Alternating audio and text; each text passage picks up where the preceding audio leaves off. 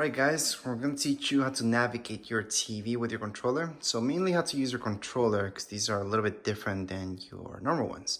So see this ring around it? That's your main thing. This would be to put up and down your volume. See this?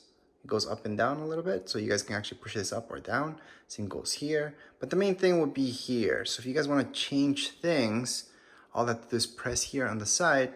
Then we can just keep changing. So I'm just pressing.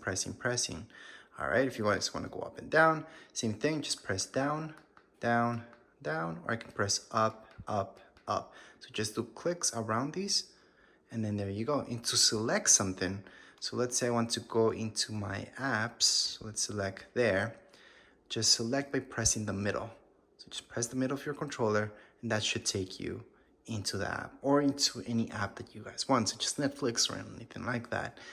But that's how you guys can navigate your TV. That's the easiest thing I can show you right now.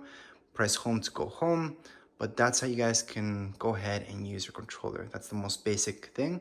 Other than that, that would be it for this video. If you guys have any questions, comments, you guys can write down here in the comments area. Don't forget to subscribe and like. Thank you.